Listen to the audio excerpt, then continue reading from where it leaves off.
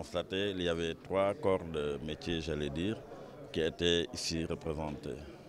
D'abord les médecins qui ont beaucoup échangé sur, disons, les pathologies les plus récentes, mais en fait, nous avons surtout axé la plupart de nos travaux chez l'enfant. Parce que comme vous le savez, actuellement en Afrique, les enfants sont laissés de côté pour la prise en charge des maladies rénales. Parce qu'il n'y a pas de spécialistes en néphrologie pédiatrique. Et donc nous avons axé la majorité de nos travaux sur l'enfant, disons, atteint de maladies rénales. On a beaucoup échangé, on a disons, appris les uns des autres. En fait, il s'agit surtout d'échanges d'informations, en fait, d'échanges d'informations pour savoir comment dépister les maladies rénales chroniques chez ces enfants et comment les prendre en charge, surtout dans les formes aiguës, c'est-à-dire les formes qu'on peut guérir vite. Et vous avez entendu le programme Saving Young Life qui est prêt à accompagner le Sénégal pour qu'on puisse prendre en charge les insuffisance rénale à la périphérie.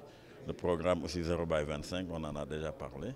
Donc le problème c'était de discuter pour la meilleure manière de faire le diagnostic de ces maladies rénales, la meilleure manière de les prendre en charge. Au niveau des infirmiers, il s'agissait surtout d'échanger, c'est vrai, autour de la dialyse, mais de poser les problèmes disons, de la formation et surtout de l'activité des infirmiers de dialyse. Il y a beaucoup de choses qui ont été dites, il y a des choses qui sont positives, mais vous savez que le Sénégal est le seul pays qui fait la formation de techniciens supérieurs. Que ce soit en Afrique, même en Europe, ce format d'enseignement n'existe pas. Donc comme nous n'avons pas de référence, nous devons améliorer au fur et à mesure.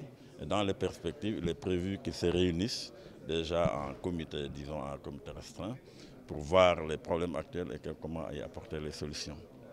Pour les techniciens de maintenance, c'est la première fois qu'ils se retrouvent. Ça a été d'ailleurs difficile de les réunir, mais ils se sont rendus compte de l'importance. Bon, d'abord, il faut qu'ils soient formés. La plupart des techniciens de maintenance au Sénégal ne sont pas réellement formés à la maintenance des machines de dialyse. Ils ont promis d'ouvrir un module à l'école de Diourbel. Vous savez qu'il y a une école technicien de maintenance de Diourbel, mais il n'y a pas de module dialyse. Il faut ouvrir là-bas un module, mais surtout approfondir, parce que la formation continue en fait qui fait l'approfondissement des connaissances, surtout approfondir la connaissance des techniciens de maintenance sur les machines. Donc voilà en gros ce qu'on peut dire pour ces 3 jours.